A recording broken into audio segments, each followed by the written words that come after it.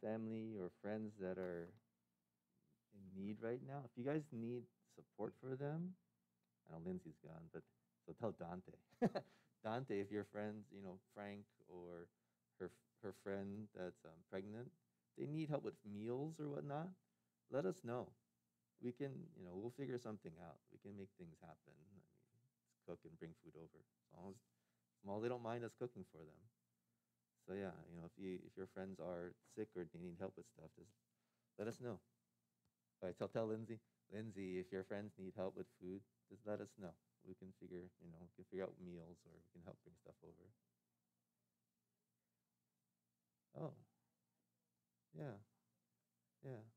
I mean, I'm looking into this project, this thing called some pastors that I meet with. They're talking about it called Foster the City. There's one right now called Foster the Bay, and I have one called Foster SoCal, and it's supposed to be churches and people can come around foster families, and you can support them through meals or yard work or handiwork.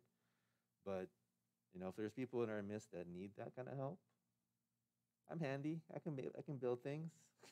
We got cooks, so you don't always have to find outside if there's needs here. But yeah, thinking of that though, as we kind of go into our message this morning, I think it's reflective of what we'll be talking about actually in terms of what has God done, who is God to us. And so here for start off, you can complete this sentence. God is, and just start thinking of words in your mind who God is to you. Um, I'd make you write it down, but most of us don't have pencils anymore or pens. You could write on your phone if you want or whatnot. But just spend a couple minutes and or not minutes, a couple seconds here and just go, hey, God is what? Boom, boom, boom. And just start writing it down. Start thinking in your mind. And, you know, I know as being in the church a while, you might have certain ones you go, oh yeah, God is loving, God is forgiving, God is what we have a certain list in our minds, right? That has automatically come to mind. But here's a second, as you've thought through it, maybe you're writing. You don't have to keep writing if you want, don't want. If you can, you can. You can if you want. We'll get to it again. Um, as you complete this sentence, though, categorize the words as either experiential or abstract. Experiential meaning that you've experienced those things. We know that God is holy, but I can't always say that I've experienced the holiness of God in a manner of speaking. Like I know that He doesn't like sin, and so therefore you're like, okay, then there's some experience of that, but you don't really. I don't know if you ever had a sense of like total condemnation on you, like you just lying on bed and like, oh, okay, God, I really didn't do that right. Have you experienced that? Maybe at times. Where God is, omnipotent. Kind of hard to experience that one. I mean, yes, He created the world, and we're living in it, but yeah, I mean, we've seen situations change at times. You're like, oh yeah, that's right, God did do that in my life. God healed my leg. Hey, pretty omnipotent. But sometimes some things are a little more closer to home. That God is a caring God. How did He show His care to you? God is a loving God. How did He show His love to you? Right, and so there's this aspect of sometimes we have these, you go to seminary, you have to write down omnipotent, omniscient, omnipotent. He's loving. You can list out all of them because it's on your test, and you have to come up with the whatever number of characteristics of God. But we don't always have that personal experience. We can't always look into our past and go, yes, God did that. And so this morning, as we look into this passage in Nehemiah, this is sort of what the people were doing. Right? They've built the wall already. They celebrated the Feast of the Tabernacles, and they've been celebrating for actually the whole month, beginning of part of this month, and now it's on the 24th day. And the interesting thing about this is that on the 22nd day, the Feast of Tabernacles finished, the one that we just read about in chapter 8, right, where they went and feasted. Nehemiah said, don't cry, go and share food with those who don't have any. That ended on the 22nd. And usually what happens after that is everyone disperses because they're like, well, party's done. The feast, the recognition of God's law is done. We don't have to be here anymore. But the people actually stayed 2 more days. And they actually took, if you will, a conscious effort to stay there. So let's read. We're going to go through the whole chapter, so I'm not going to read it all because you guys can read faster than I can talk. So for some of these, I'm just going to let you scan while I summarize. But this one is going to read. On the 24th day of the same month, the Israelites gathered together, fasting, wearing sackcloth, and having dust on their heads. Those of Israelite descent had separated themselves from all foreigners. They stood there in their places and confessed their sins and the wickedness of their fathers. They stood where they were and read from the book of law of the Lord their God for a quarter of the day, and spent another quarter in confession and in worshiping the Lord their God. So they spent approximately 6 hours, 3 hours reading and about another 3 hours confessing. And so all the things they're doing are showing is that act of showing grief, right? They would, again, Old Testament times, to show grief, they would fast and deny themselves physical stuff. We kind of do that now, a little bit, not always. They wore sackcloth. Sackcloth was we call burlap. The burlap sacks, you get potatoes and stuff in. They put that on to show that they were penitent, right? It's kind of like the monks. They wear the sackcloth so that it would be irritating and physically uncomfortable. And then the dust on their heads was to show, again, this is all showing grief, that they were contrite. Right? And so they do all these things, and they also are now following through on the law by separating themselves. This is what happened in the book of Ezra, where they said, hey, you're not supposed to be marrying people from foreign countries. So they separated themselves. Okay? They standing on the stairs were the Levites, and we're skipping over them, who called out with loud voices to the Lord their God. And the other set of Levites said this: stand up and praise the Lord your God, who is from everlasting to everlasting. Blessed be your glorious name, and may it be exalted above all blessings and praise. You alone are the Lord. You made the heavens, even the highest heavens, and all their starry hosts, the earth and all that was on it, the seas and all that is in them. You give life to everything, and the multitudes of heaven worship you. So if you think through and you go back to our original question, God is. What are all the characteristics that they're claiming here? Right? They're saying God is eternal, right? He's from everlasting to everlasting. He's never been a time where he was created. He's just there. Right? They all say he's unique. He's alone above, alone our God. There's no other gods except you.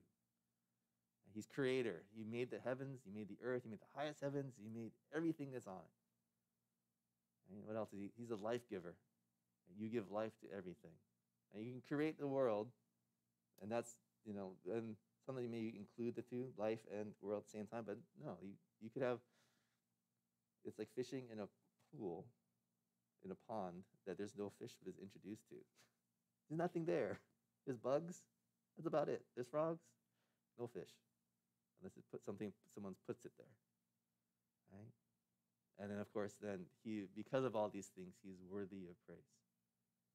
And that's where the word worship is, right? It's ascribing worth. He's saying, because of all these things, God, you are all this. And again, if you'd even look at some of these words, do we experience these things? Are these just thoughts in our mind, or are these things that we've actually experienced? I have not experienced God being eternal. I don't know what that would look like in a personal way. Unique, a little bit more. Right? And so this, again, what I'm trying to help you think through, or trying to start putting into your minds, is how have you experienced God? And not only have you experienced God, not so much, again, not because of classwork, because of Sunday school. I know Teacher James did a good job of teaching basics of who's God. And so it's not about the listing out of characteristics, but it's an understanding of who is God. That was the Jeremiah passage that Jerry talked about. Have we understood who God is? Do we know him? Do we actually intimately know God. Right, so let's keep going here. You are the Lord. You chose Abram and brought him out of Ur of the Chaldeans and named him Abraham. You found his heart faithful to you, and you made a covenant with him to give to his descendants the land of the Canaanites, Hittites, Amorites, Perizzites, Jebusites, and Girgashites. And you have kept your promise because you are righteous.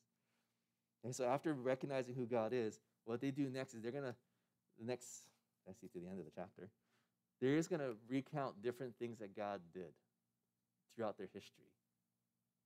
And as you go through it, I hope you'll see what they're doing in terms of recounting and then saying, okay, what do we do with it next? Okay, so here, this is Abraham. And Abraham, God is the one who chose him. Right? He chose him, and because he found his heart faithful, he made a covenant. And not only did he covenant, he made his promise, you're going to have the promised land, he actually fulfills this promise. Right? And it's if you want to summarize, you'd be saying that God is faithful, right? God is faithful to his promise. Hey, but they go on. And this is where I'm going to start summarizing. This next part is about Exodus. And what did God do in the Exodus? Right? God is the one who brought them out of Israel. And I just highlighted I just underlined the ones where it said that God did something, right? You saw the suffering there. You heard their cry at the Red Sea. So they already got out of Egypt, and now they're stuck at the Red Sea. Pharaoh's armies are coming to get them, to take them back to Egypt. Right? You heard their cry. You sent miraculous signs and wonders against Pharaoh. Right? Talking about the curses, the 10 plagues, but also talking about what happened at the Red Sea. Right? You made a name for yourself, which remains to this day. You divided the sea before them so they could pass through on dry ground. But you hurled their pursuers into the depths, like a stone into mighty waters. By day you led them with a pillar of cloud, and by night with a pillar of fire to give light on their way on the way they were to take. Right? So again, if you think about this, this is their prayer of confession. And part of their prayer of confession is saying, look, God, look at all the things you've done. We're going to remember all the things that you did. And these events have taken place maybe 600 years ago. Because this is like 554, something around there. All these events happened, at least we can best understand, about 600-700 years prior to this. So they're not just looking at their own life. They're looking back going, God, look how you've been faithful throughout history of our people. Look at what kind of, your God who hears. Right? Your God who worries about his people. Your God who does amazing things. Hey, that's what they're remembering. Okay, let's go on. 13. You came down on Mount Sinai. You spoke to them from heaven. You gave them regulations and laws. Okay, so this is the giving of the law. And again, I'm not going to read it all. It's too much. I'll summarize it. I'm not summarizing. I'm just reading the verses to you anyway. Right? This is God. He says, he gives Israel the law. Right? You came down. And it's personally shown up. Right? If you remember back in Exodus, he comes down on the cloud of fire. Right? He comes on a dark cloud over the mountain. And there's fire, and he speaks to the people, and they are so scared. They're like, okay, hey, Moses, don't make him speak to us anymore. You just go talk to God, and you be God's mouthpiece to us because we're too afraid. Right? You made known your holy commandments and gave them commands and decrees through your servant Moses. Right? In their hunger, as we, again, you read through the book of Exodus, they're starving. They say, hey, God, we need food. Sends manna. Say, hey, we're thirsty, Lord. Brings water out of the rock. Right? These are all the things. They're remembering what God has done. But if you remember the Exodus times, what happens next?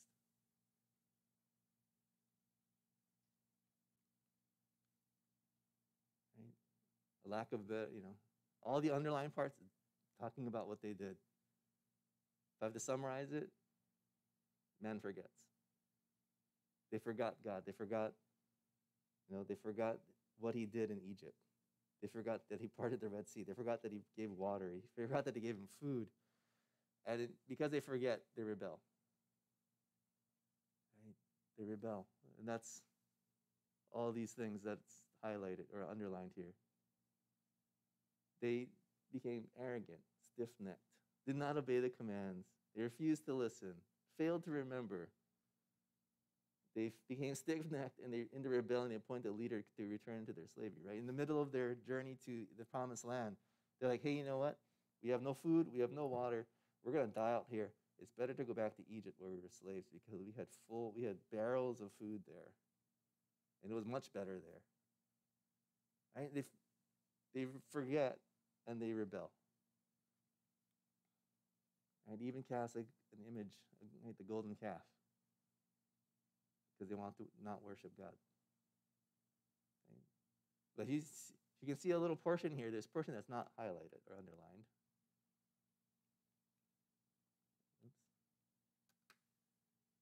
And if we were to say God is, we say God is this. God is forgiving. God is gracious. God is compassionate, slow to anger, abounding in love. Therefore, you did not desert them. But this idea that, if you remember again, at that time, God was so angry. He says, hey, you know what, Moses? Let me just wipe all of them out, and I'll make a nation out of you. Right? That's what God said. He said, hey, you know what, Moses? They just want to follow me. They rebelled against me for 10 times, however many times. And let me just make a nation out of you instead. And Moses has to plead with God, say, God, but you brought them out. If you killed them now, all the nations are going to laugh at you because you failed to bring your people to the promised land. And if you look at those words, if you read the words, but you are a forgiving God, gracious and compassionate, slow to anger and abounding in love. Every single time a person has an opportunity to meet God personally, this is how God describes himself. When Moses, as they're traveling to the promised land, he says, God, dealing with people is so difficult. And God says, what do you want? He said, let me see your face. And God says, you can't see my face because anyone who does will die, but you can see from me from behind. And as he walks by me, he says this, I'm a gracious and compassionate God, slow to anger, abounding in love. The prophet Elijah, I forget, Elisha? I think Elijah. Elijah, right? He goes to the cave. He's depressed. He goes and fights with the prophets of Baal, and the queen wants to kill him, so he runs off. He goes to the cave, and they think that's the same cave that Moses was at. And he goes, God, I'm the only one left. And God says, no, I actually have like 7,000 I preserved. Come meet me outside the cave. Right? Elisha comes out of the cave. He sees God, and what does God do? He says, I'm a gracious and compassionate God, slow to anger, abounding in love. What do you think the point of this message is? And what do you think the point of this prayer was that they were praying? Don't forget. Don't rebel. Remember who I am, because this is who I am. Let's keep going. Verse 16. So knowing that God still did not destroy them, but was a gracious and compassionate God. It says, but our forefathers became arrogant and stiff-necked. Oops, wrong one. Too far.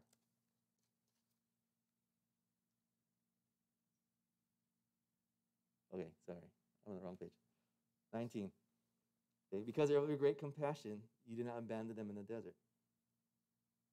By day the pillar of cloud did not cease to guide them on their path, nor the fire by night to shine on them on their way they were to take. You gave them your good spirit to instruct them. You did not withhold your manna from their mouth. You gave them water for their thirst. For 40 years you sustained them in the desert. They lacked nothing. Their clothes did not wear out, nor did their feet become swollen.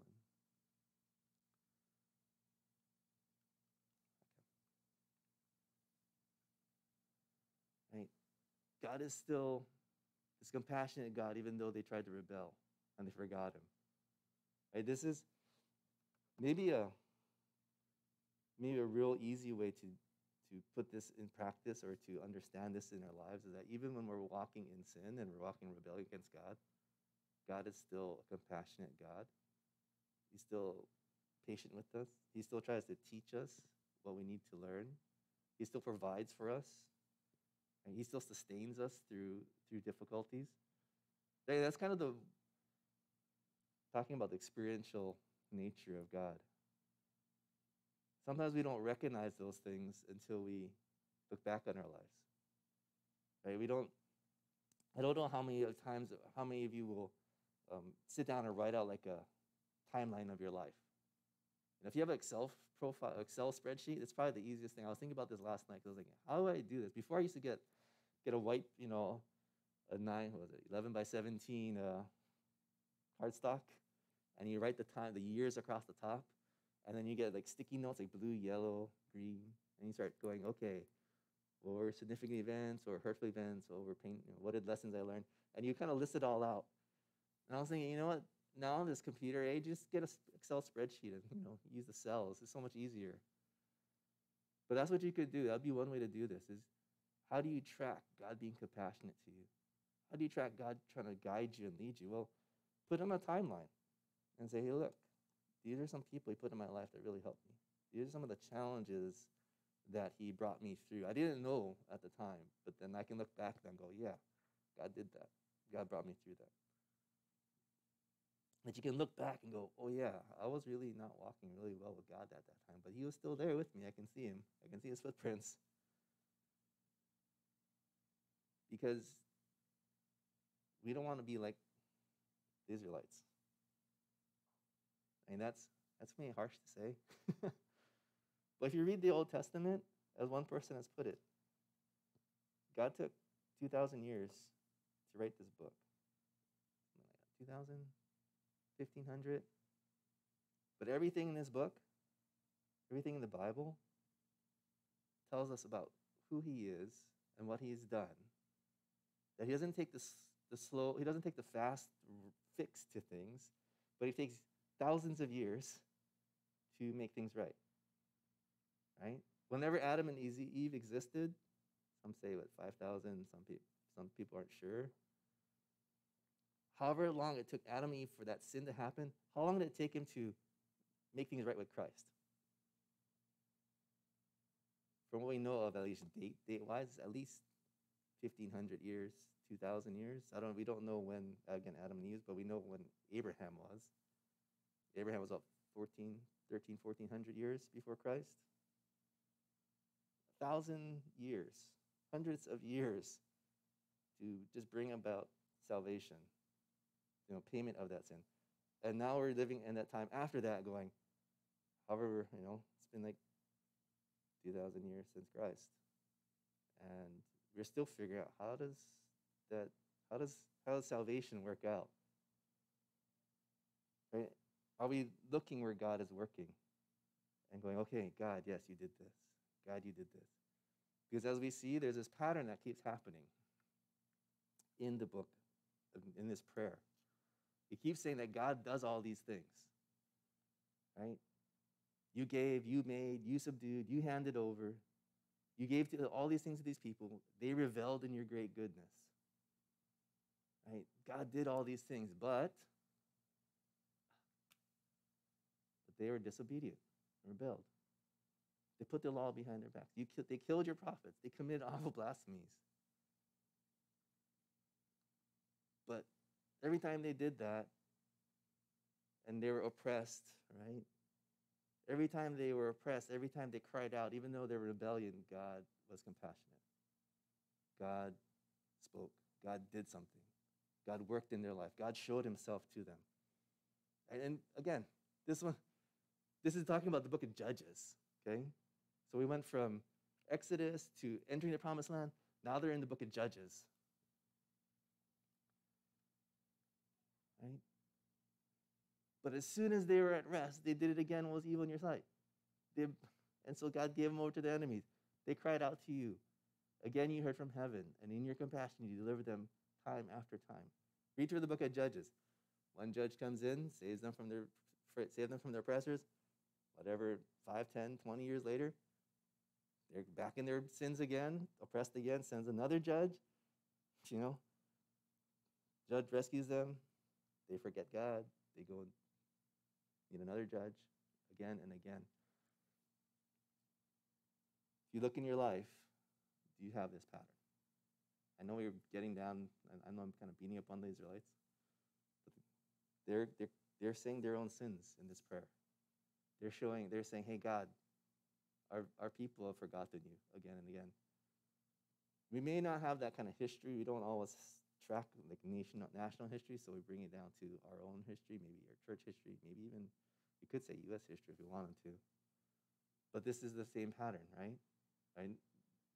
Do we have this pattern in our life where we forget God? And in a minute, towards the end of this message, we'll kind of define what does it mean to rebel. Because for right now, it just means that they did was evil in his sight. But let's define that in a little bit. Okay?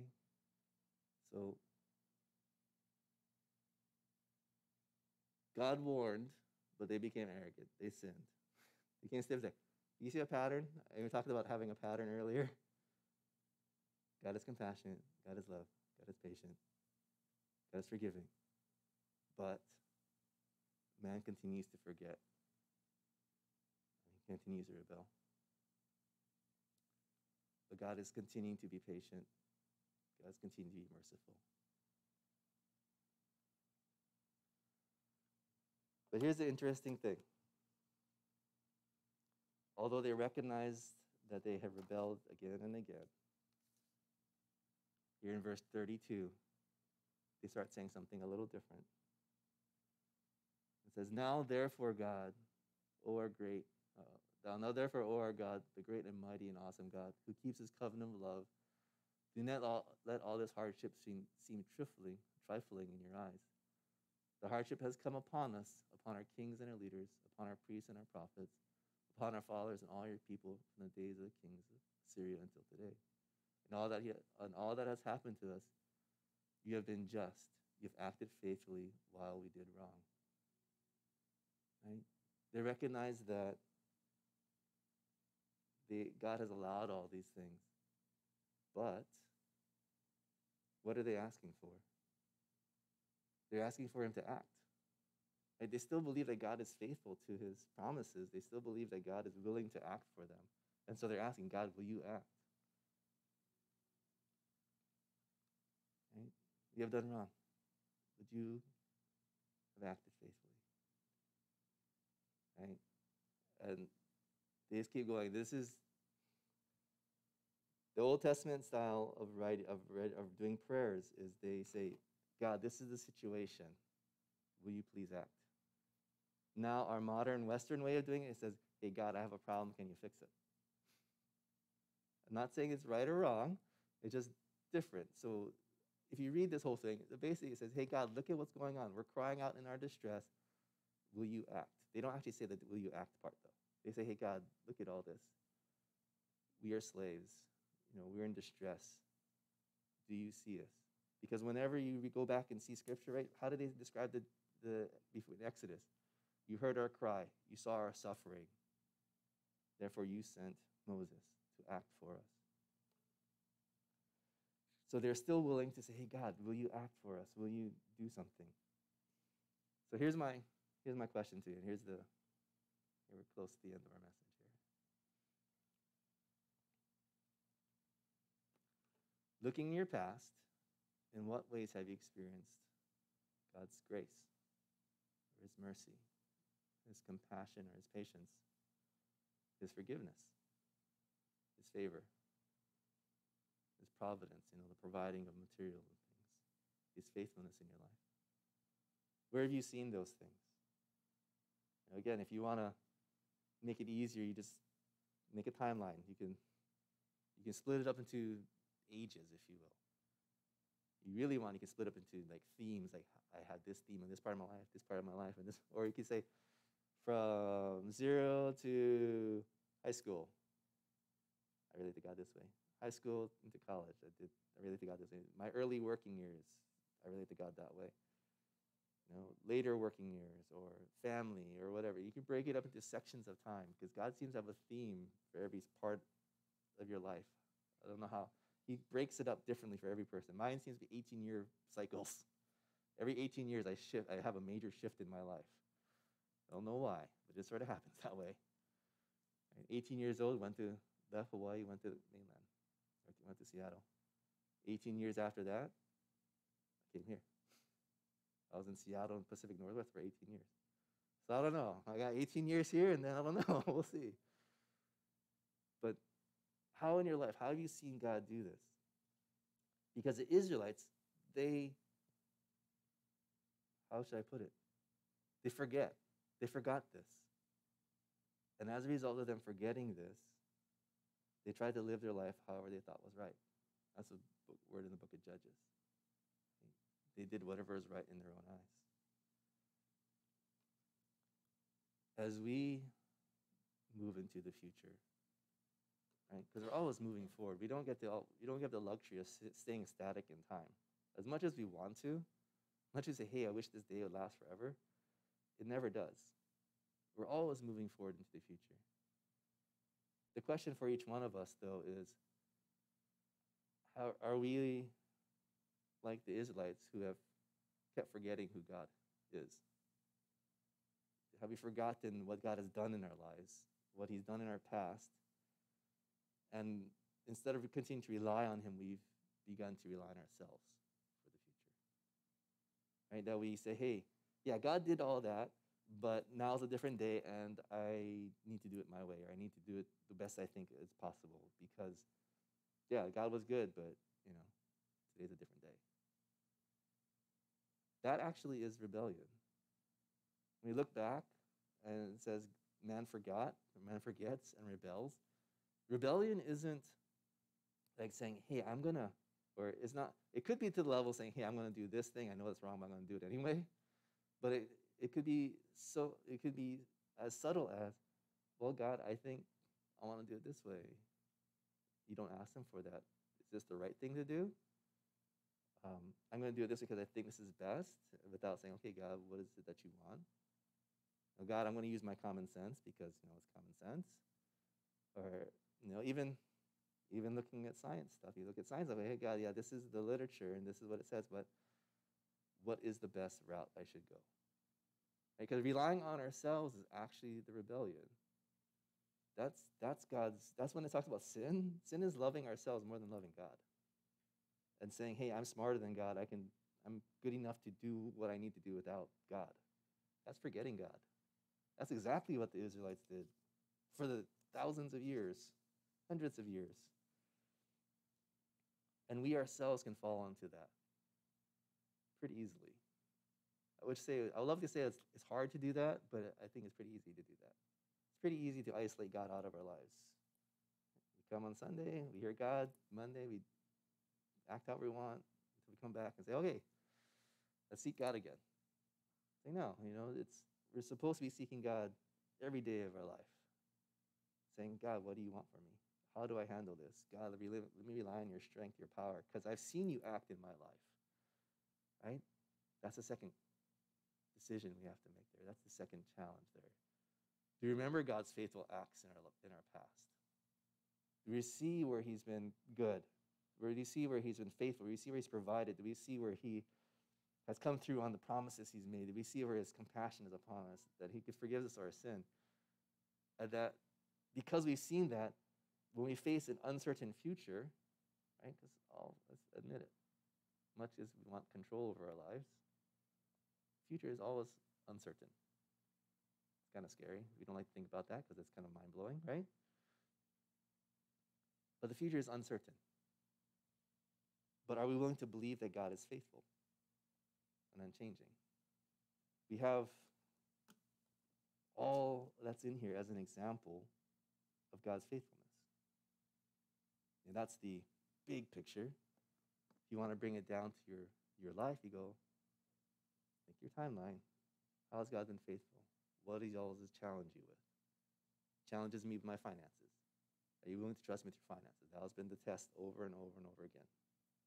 Okay, are you willing to trust me in relationships? This is how relationships should look like. Didn't have a role model relationship at home. I didn't see how's mom and dad work together. How do they talk? How do they argue? How do they not get along and divorce? You go, okay, that's not a good model. I got to have a better model because my model is not working. You go, okay, God, let's see. How does this work? Do you believe that God is faithful? Do you believe that he is merciful, compassionate, kind? All of those things. Have you seen it in your life? And if you have seen it in your life, are you willing to rely on that into the future? Because that's what God has given to us.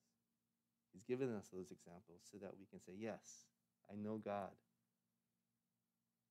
Back to the Jeremiah passage that Terry shared. Right? He who boasts should boast in this. And my verse says that he understands and knows me. Understand means knowing why they do stuff. How do things work? But the word know usually in the Bible means having this intimate relationship with the person. Knowing who they are, why, just not so much why they act, but then as a person, what are the characteristics? Are we understanding and knowing God enough that we go, yes, I trust you for my future. I'm relying on you for my future. Or do we keep saying, well, I got it, God, don't worry about it. Because that's rebellion, again. Don't be like the Israelites. Let us remember who God is. And as we remember who he is, let that knowledge impact our decisions and our reliance on him for the future. Let me pray for us. Lord God, we thank you for being our God, Lord. We thank you for your great love, all the times you've broken into our lives to teach us who you are. And Lord, as we move into the future, Lord, help us to continue relying on you. Help us not to rely on ourselves, but help us rely on you. Thank you for being a loving and patient, kind and compassionate God, abounding in love. Lord, may you continue to help us know you. We thank you and praise you in Jesus' name. Amen.